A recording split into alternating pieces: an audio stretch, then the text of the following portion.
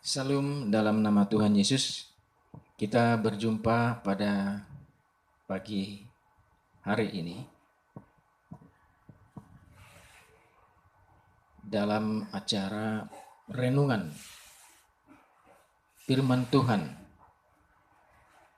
Sebelumnya saya mengucapkan terima kasih kepada semua pemirsa dimanapun mereka berada pada saat ini. Saya memperkenalkan diri saya, nama saya Budiman Siregar sebagai penginjil evangelis, di mana saya menyampaikan firman Tuhan pada saat ini berjudul Siapa yang Diselamatkan. Adapun pembicaraan pada saat ini mengenai pembelajaran firman Tuhan yang saya bawakan pada saat ini sebagai acuan di dalam setiap kehidupan manusia. Keselamatan adalah yang sangat dibanggakan semua orang. Ibarat seperti roti yang tersedia di atas meja, siap saji, siap untuk dimakan. Bagaimana untuk bisa kita nikmati roti tersebut? Akankah roti bisa dimakan tanpa berupaya mengambilnya? Harus dan perbuatlah tindakan. Yang tertulis di dalam Keluaran 14 ayat 13, tetapi berkatalah Musa kepada bangsa itu, janganlah takut, berdirilah tetap dan lihat keselamatan dari Tuhan yang akan diberikannya hari ini kepadamu. Sebab orang Mesir yang kamu lihat hari ini tidak akan kamu lihat lagi untuk selama-lamanya. Firman Tuhan ini yang tertulis di dalam Keluaran 14 ayat 13 yang menyatakan perjalanan bangsa Israel dari Mesir ke tanah Kanaan yang dipimpin oleh Nabi Tuhan yaitu Musa. Di mana Musa pada saat itu dipilih oleh Allah sebagai pemimpin bangsa Israel untuk mengangkat bangsa Israel dari keterpurukan iman, untuk diberitakan tempat yang sudah disediakan oleh Allah, yaitu tanah Kanaan perjanjian. Ini adalah merupakan suatu gambaran tanah Kanaan perjanjian yang disampaikan oleh Nabi Musa kepada bangsa Israel merupakan suatu gambaran bagi tanah Kanaan, yaitu Yerusalem yang baru, yang dimana kita menginginkan tanah Kanaan yang baru, yaitu surga yang dipersiapkan oleh Tuhan Yesus bagi kita semua.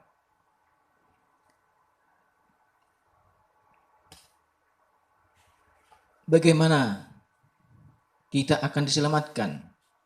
Bagaimana engkau diselamatkan?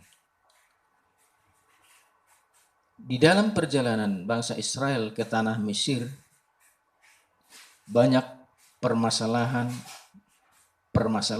yang dihadapi oleh bangsa Israel dan dihadapi oleh hamba Tuhan, yaitu Nabi Musa.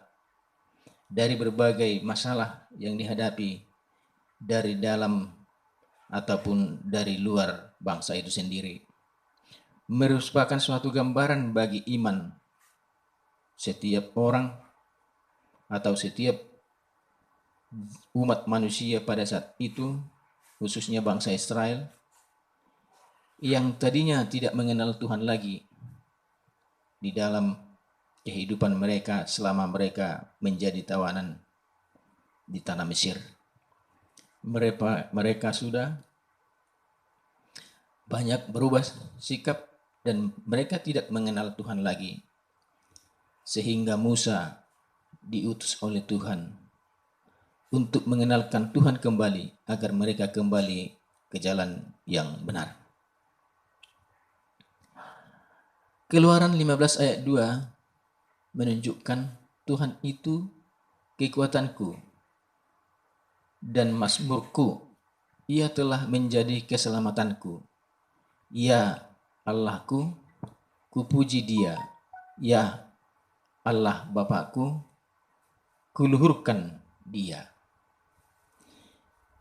Jika kita melihat dalam hal konteks daripada ayat ini, Keluaran 15 ayat 2, suatu bagi kekuatan untuk kita sebagai bangsa Israel rohani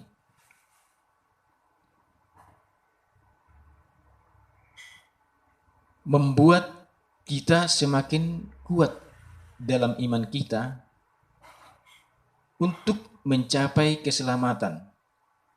Bagaimana kita untuk mencapai keselamatan dan bagaimana mungkin kita untuk diselamatkan. Kemudian kita dalam hal ini, Tuhan itu adalah kekuatanku, kekuatan Anda, kekuatan semua orang yang datang kepada Tuhan. Kenapa Tuhan mengatakan itu di dalam Keluaran 15? Kenapa Musa mengatakan itu di dalam Keluaran 15? Bahwa Musa memimpin bangsa Israel mengandalkan Tuhan, mengandalkan kekuatan Tuhan atas dirinya, agar Musa dapat mengandalkan semua perjalanan bangsa itu menuju tanah Kanaan yang sudah disediakan oleh Tuhan. Aplikasi di dalam hidup kita ini merupakan suatu gambaran dalam ayat ini untuk bagaimana kita untuk diselamatkan. Diselamatkan dalam hidup kerohanian kita.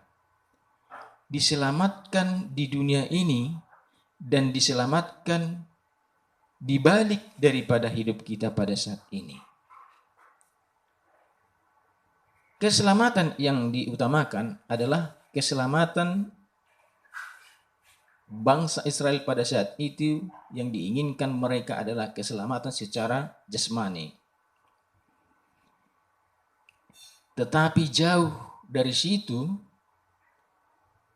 Tuhan melalui hambanya Musa tidak memikirkan hanya keselamatan secara jasmani,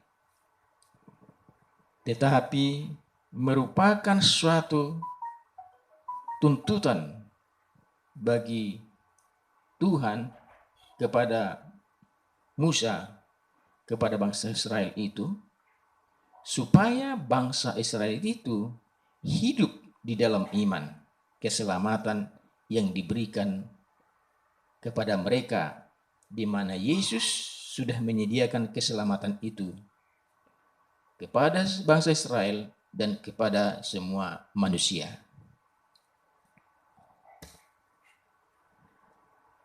Yesaya 43 ayat 11,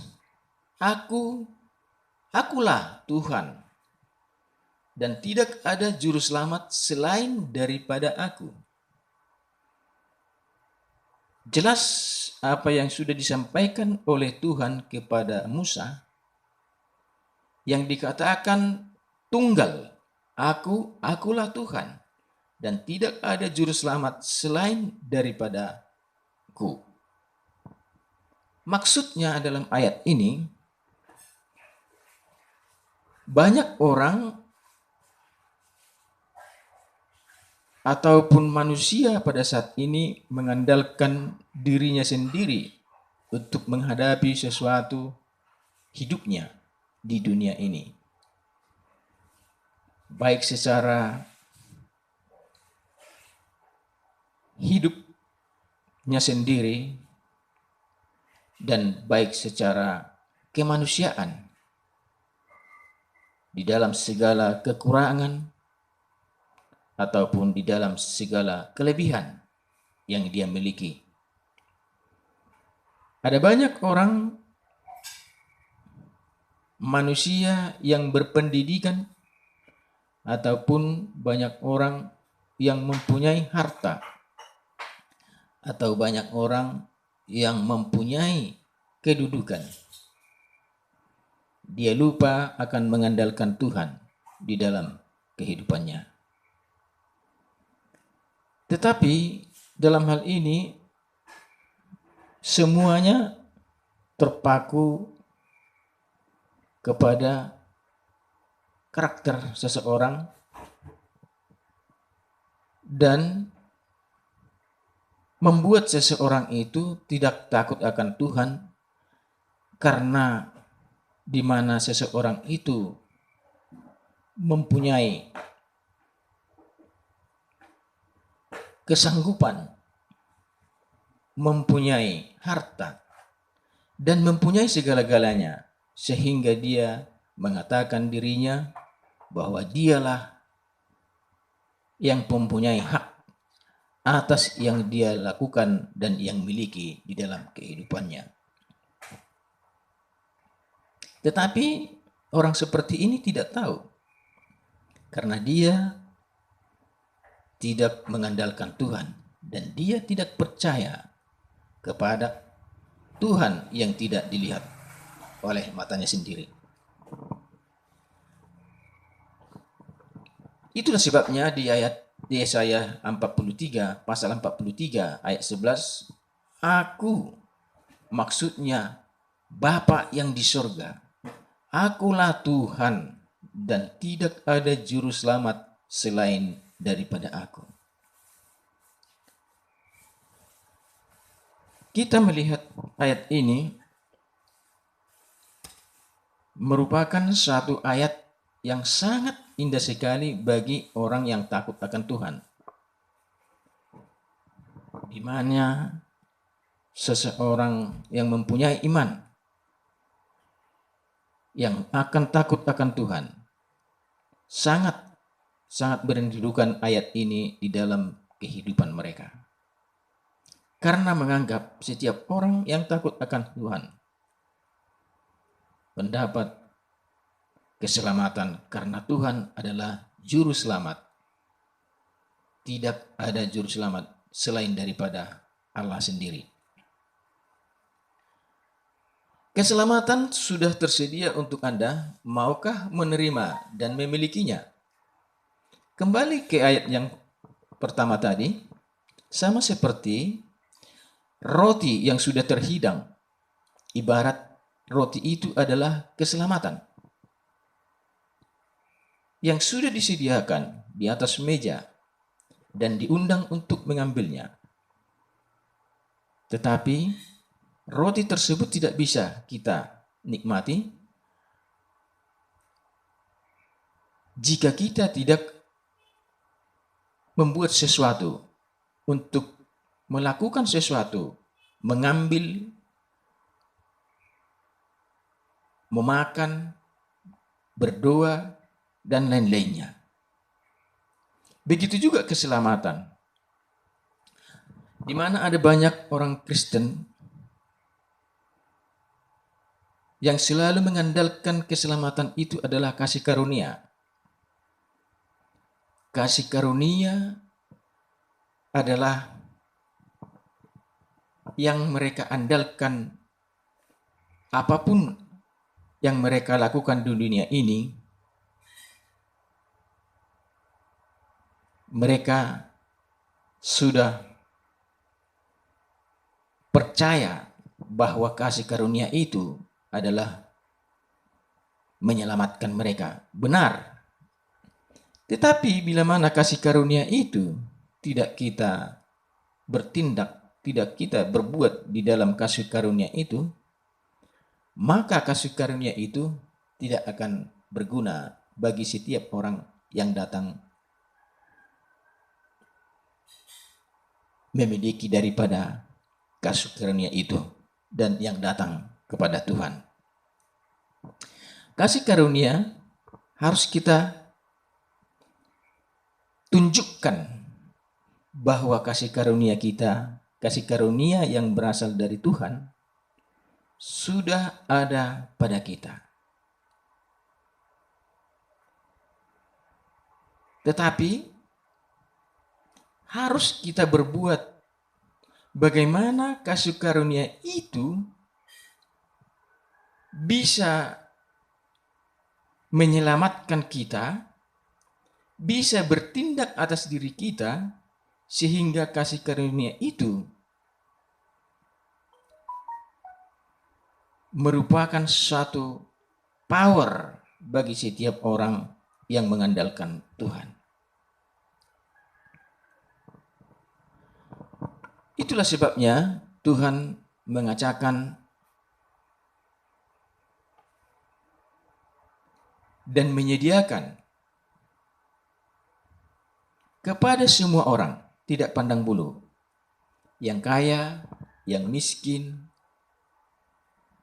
yang berpangkat, yang berpendidikan, semua diundang untuk menerima kasih karunia itu dan menerima roti kehidupan itu. Sudah dipersiapkan, tinggal kita bagaimana kasih karunia itu menjadi milik kita. Bagaimana kasih karunia itu menjadi milik semua orang. Harus bertindak sesuai dengan hukum Tuhan, sesuai dengan kehendak Tuhan, dan menurut segala perintah yang Dia miliki. Akankah keselamatan datang tanpa usaha? Untuk memiliki atau untuk menjadi milikmu? Tidak. Yang benar tidak. Kita harus membuat suatu tindakan yang positif untuk meraih keselamatan. Ibarat keselamatan itu sudah ada, di mana Yesus menyatakan, "Hai umat-umatku, datanglah kepadaku supaya engkau kuselamatkan." Tuhan memanggil semua orang, tetapi ada banyak orang yang sudah dipanggil tetapi tidak mau dalam panggilan itu. Apakah keselamatan itu akan berlaku atas diri seseorang yang dipanggil tetapi dia tidak mau dipanggil? Mereka sudah diberikan keselamatan ataupun roti hidup, tapi dia tidak mau menerima roti itu sendiri. Ada banyak alasan mereka.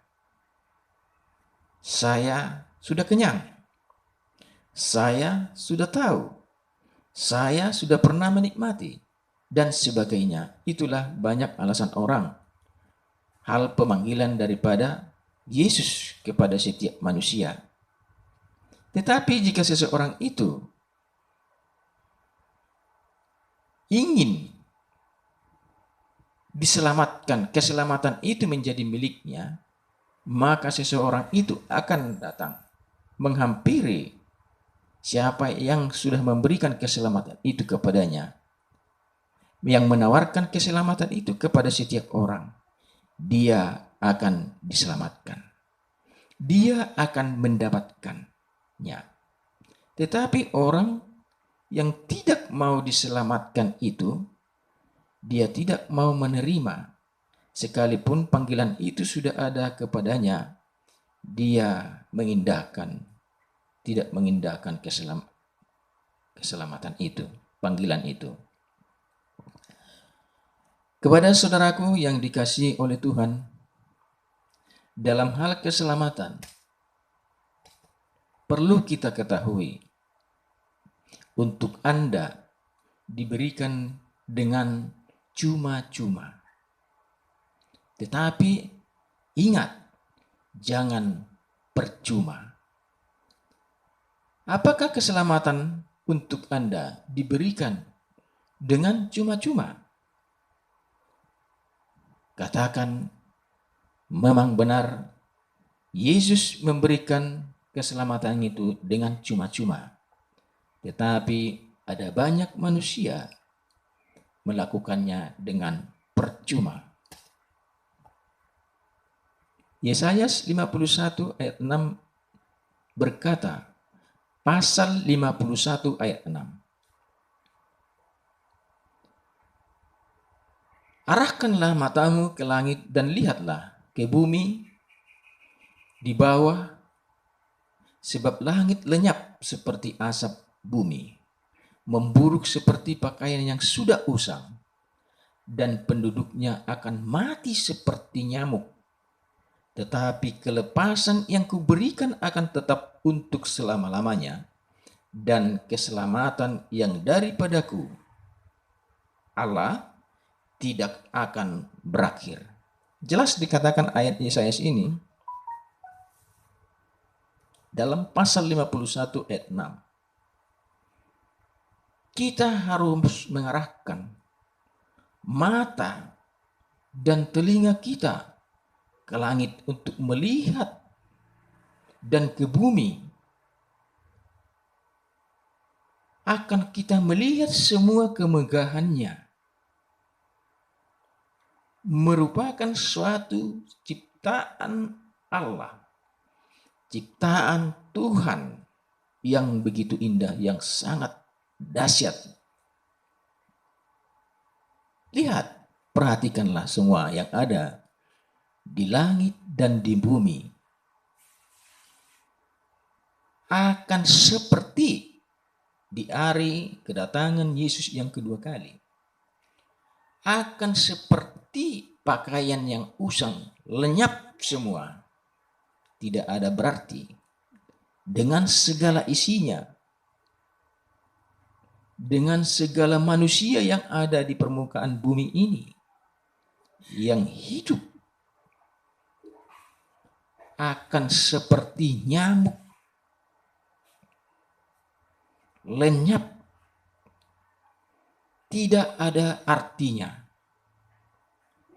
Semua akan berlalu seperti yang dikatakan tadi, seperti pakaian yang sudah usang. Kalau kita melihat pakaian sudah usang, seperti apa gambaran pakaian sudah usang dan tidak berguna bagi orang, yang tidak bisa dipergunakan lagi dan tidak berarti.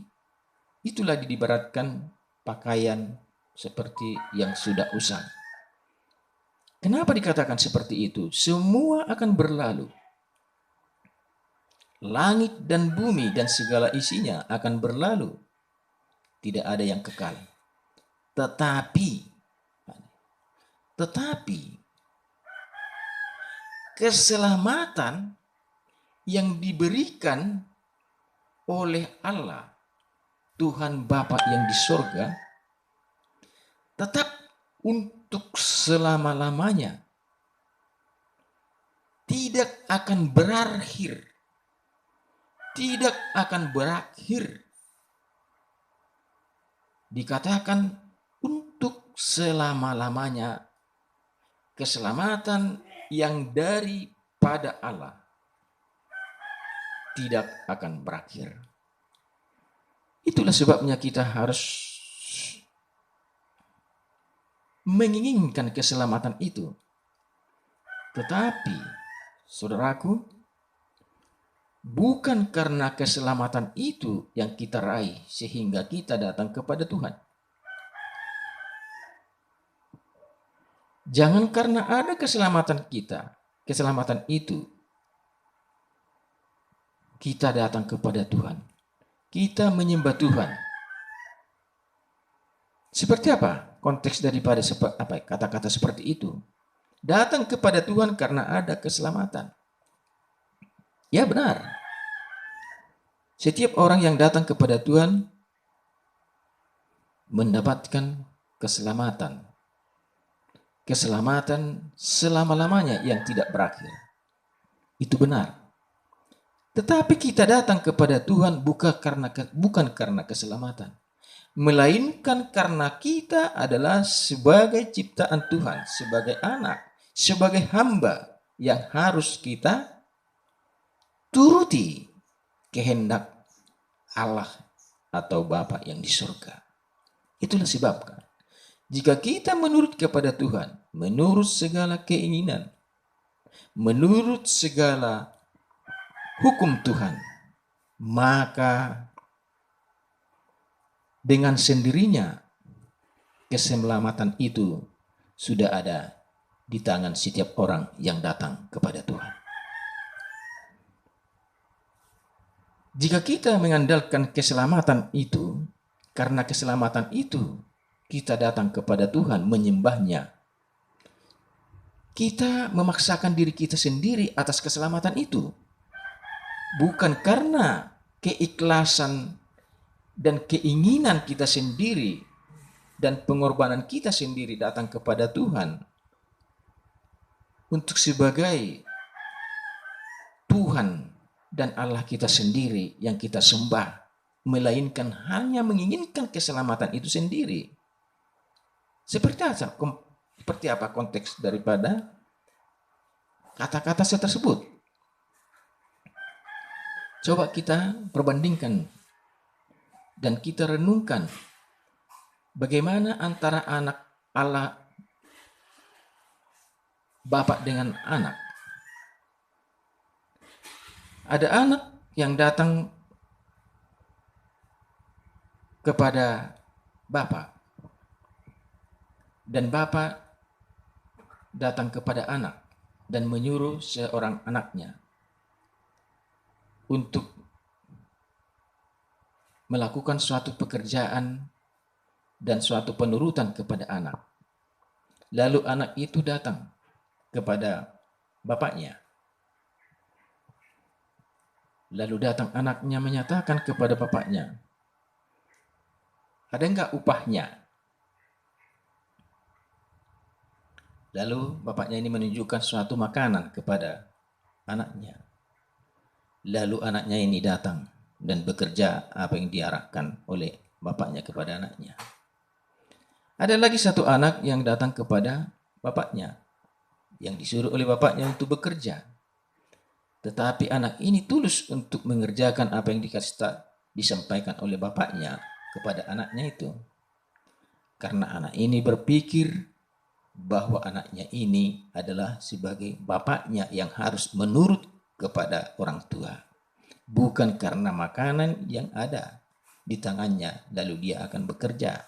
Sama halnya seperti itu, tindakan orang yang tidak menghargai daripada Allah atau Bapa yang di surga sebagai pencipta dan raja atas segala raja, yang harus sebenarnya menurut kepada Tuhan apapun alasannya dan harus menurut sesuai dengan hukum yang diterapkan oleh Bapa kita yang di surga, bahwa kita adalah sebagai anak. Itulah sebabnya kita diarahkan dalam Amsal pasal 4 ayat kedua.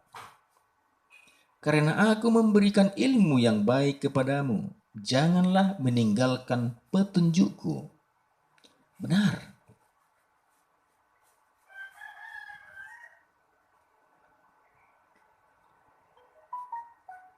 Petunjuk Tuhan adalah suatu ajaran hukum atau suatu pemberian ilmu kepada setiap orang. Jika seseorang itu mengandalkan Tuhan, maka Tuhan akan memberikan ilmu yang baik kepada setiap orang yang mengandalkan Tuhan. Dikatakan, janganlah meninggalkan petunjukku. Setiap orang yang mengandalkan Tuhan tidak akan meninggalkan petunjuk, dan Tuhan akan menunjukkan dan menuntun dia melalui Roh Kudus agar orang tersebut bisa berjalan tetap di dalam kebenaran Tuhan.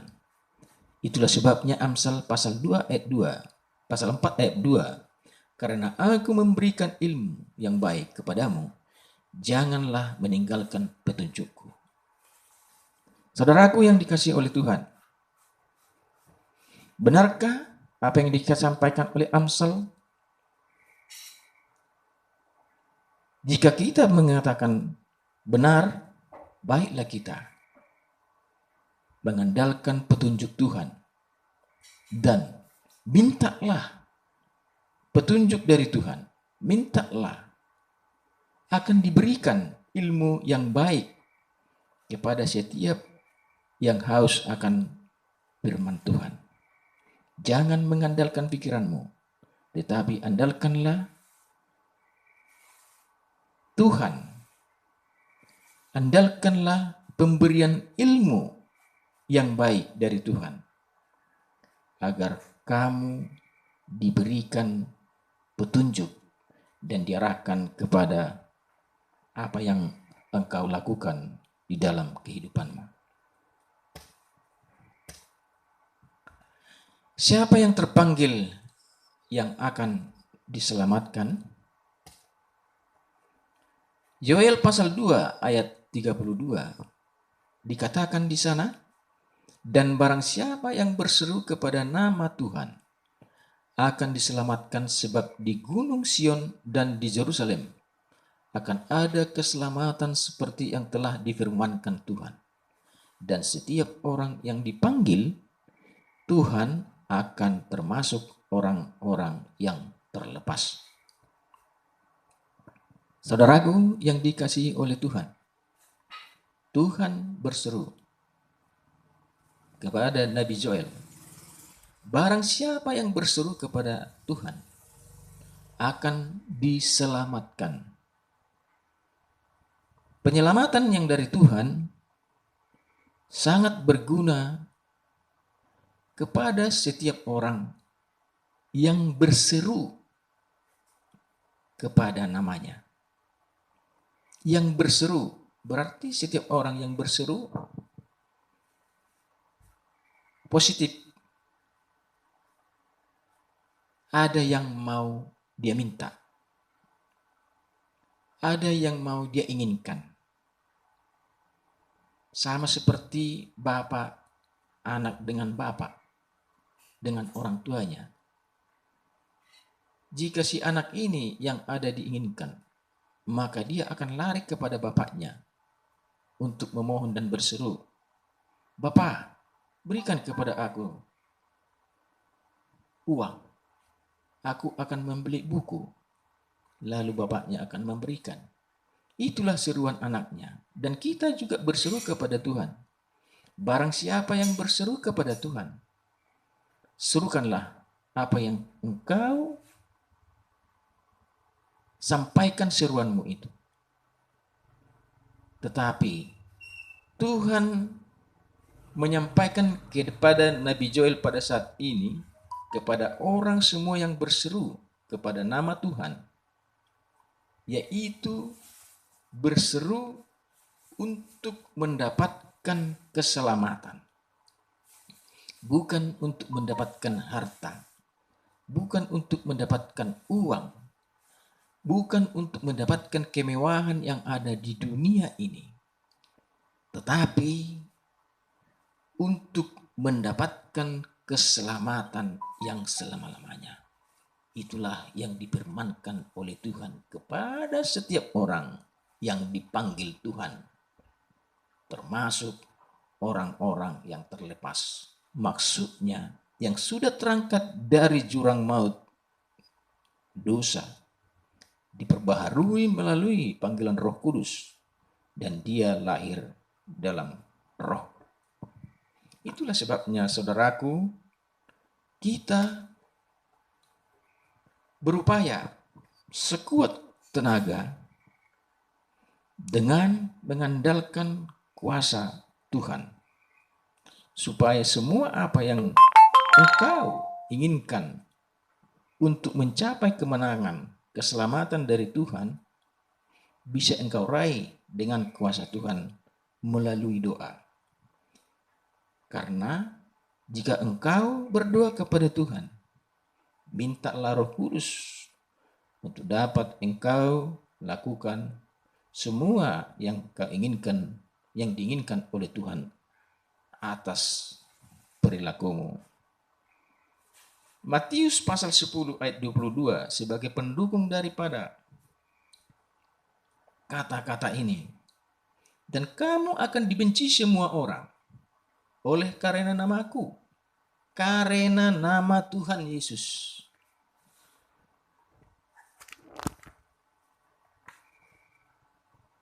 Karena namaku. Tetapi orang yang bertahan sampai pada kesudahannya akan diselamatkan.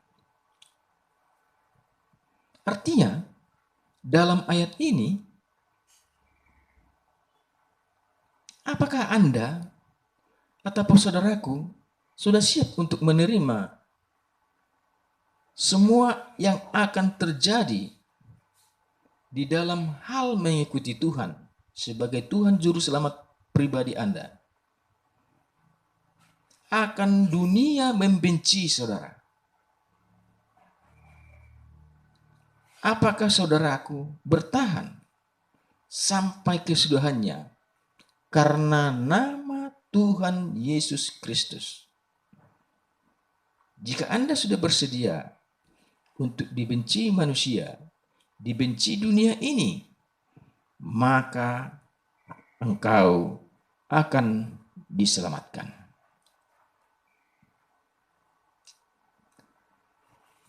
Kamu tidak sama seperti dunia ini. Tuhan berkata, kamu akan dibenci dunia ini jika kamu mengikut Tuhan dan mengasihi Tuhan.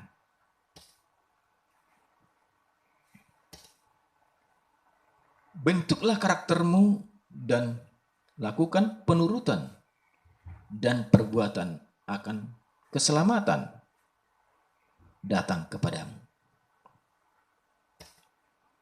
Pembentukan karakter adalah hal suatu penurutan kepada Tuhan. Jika karakter itu sudah diberubah, maka perbuatan akan berubah dengan sendirinya. Pembentukan karakter merupakan suatu tabiat, gambaran tabiat yang dia miliki dari antara ketidakbenaran